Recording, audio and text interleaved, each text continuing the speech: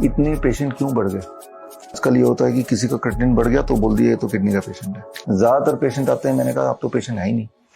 ये kidney disease को लेकर थोड़ा सा मैं समझना चाहूंगा। मैं देख रहा हूँ कि बहुत सारे मेरे खुद के नोन में ऐसे लोग हैं जो बहुत यंग एज, मतलब 30, 35, 38 साल के लोग, किडनी उनकी फेल हो जा रही है, डायलिसिस पे आ जा रहे हैं। दो चीज बताना आप, एक तो इसकी वजह क्या हो रही है, और दूसरा सवाल जो आप उठाते हैं कि डायलिसिस पे भी एक उसी का एक धंधे का एक दूसरा रूप है। देखिए, पहली बात तो why so many kind of patients, ठीक है ना। तो इतने पेशेंट क्यों बढ़ गए, और उसके दो कारण है। हाँ, पहला कारण तो ये कि ओवर डायग्नोसिस। अभी आजकल ये होता है कि किसी का क्रिएटिनिन बढ़ गया तो बोल दिया ये तो किडनी का पेशेंट है, जबकि क्रिएटिनिन का किडनी से कनेक्शन जो है हमेशा नहीं होता। जैसे अगर मुझे फ्लू होगा तो मेरा क्रिएटिनिन बढ़ ही जाएगा, लेकिन उस दौरान अगर मैंने टेस्ट करा लिया तो बोलेगा आपका किडनी फेल हो गया, यानी कि किडनी का इलाज शुरू हो जाएगा मेरा। और इलाज कुछ ऐसा होता है, स्टेरॉइड कुछ ऐसे होते हैं जो रियली वो किडनी को फेल कर देते हैं। तो that is called over diagnosis, that is a major cause. ज्यादातर पेशेंट आते हैं, मैंने कहा आप तो पेशेंट है ही नहीं। अच्छा, कैसे पता चलेगा कि आप असली पेशेंट हैं? जो असली पेशेंट होते हैं ना, उनका यूरिन आउटपुट बड़ा कम हो जाता है, आधे लीटर से भी कम 24 घंटे में। उनके पैरों में सूजन होगी, ब्लड प्रेशर अनकंट्रोल्ड होगी, कम हो जाता है। हाँ। तो अगर ये तीन सिम्टम साथ में हैं तो आप ट्रू पेशेंट हैं, जो कि बहुत कम लोगों में होता है ना। तो over diagnosis the one major cause.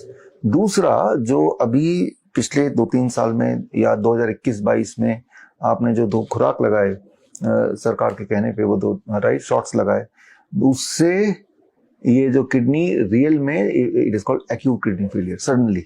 एक तो होता है क्रॉनिक, मतलब over a period of 10 years, एक होता है एक्यूट, अचानक वो बढ़ गया है।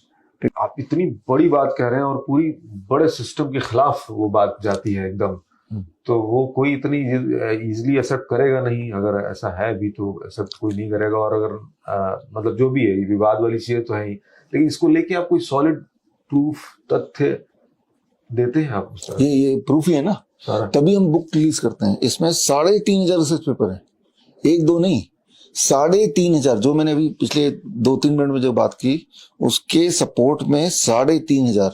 किसी भी एक चीज को प्रूव करने के लिए एक रिसर्च पेपर काफी होता है, बट मैंने 3,500 रिसर्च पेपर इसमें डाल ही दिए। अब देखिए ना पेज, है ना। ये तो आप मतलब तो प्रूफ नहीं है। डर भी रहे हम लोग, डराने वाली बात भी हो गई, क्योंकि वैक्सीन तो सबने लगवाया था उस दौरान, और उस गांव का ही कोई बच्चे वो लोग होंगे जो नहीं लगवाए होंगे। उस दौरान जब आई भी नहीं थी वैक्सीन, तब भी मैंने ये किताब रिलीज की थी 2020 में, देखिए वो वैक्सीन तो। और तभी मैंने बता दिया था कि भाई वो आएगा और आप मत लगाना, क्योंकि ये ऐसा होने वाला है, जो कि अभी हो रहा है। चाहे वो किडनी पेशेंट बढ़ गए, कैंसर पेशेंट बढ़ गए, खड़े खड़े लोग मर रहे हैं, ये सारी चीजें प्रिडिक्शन मैंने तभी इस किताब में कर दी थी। तभी मतलब कब? 2020, दैट वाज 30 नवंबर 2020 को ये किताब रिलीज की। और उसके बाद भी हमने वैक्सीन आने के 2-3 दिन पहले भी एक और किताब रिलीज की, it is not here, one question that can save your life, right. उसमें एक सेक्शन डाल के हमने बताया कि भाई ये आने वाला है अगले हफ्ते, लगा मत लेना, सबूत ये रहे। तो हमने तो वार्निंग दिया था। हमने 3-4 प्रेस कॉन्फ्रेंस किए थे, एक जयपुर में किया था, एक चंडीगढ़ में किया था, एक दिल्ली में किया था, एक हरिद्वार में किया था, जहां तक हमारी पहुंच थी, बिकॉज तब लॉकडाउन वगैरह बहुत सारी चीजें भी थी। ऑनलाइन भी हमने कोशिश की लोगों तक पहुंचने की। हमने तो बता दिया था। हमारे जितने फॉलोअर्स हैं, जो लोग मुझे सुन रहे हैं, कमेंट बॉक्स में लिखें अगर आपको याद आ रहा है कि मैंने बताया था। और इस पे कई सारे डिबेट हुए थे। लंदन टॉक नाम का एक चैनल है, मैं उस समय आज तक में हुआ करता था। आप उस वक्त, है ना, मैंने देखा था वो सारा। अरे आज तक ने तो मेरे खिलाफ उन्होंने भी मुहिम छेड़ी थी, ये जो बोल रहे हैं ये बिल्कुल गलत बोल रहे हैं, आपको अपनी बारी आने पे जरूर लगाएं, अफवाहों पे विश्वास न करें। तो जिस चीज को वो लोग अफवाह बोल रहे थे, अब वो आज का सत्य है। तो उस वक्त हमने ऐसी मुहिम छेड़ी कि ऐसा इस तरह का जो रिकॉर्डेड मैसेज आप सबके फोन में आने लगा। तो मतलब आगाह तो तब कर दिया था, और आज भी आपको बता रहे कि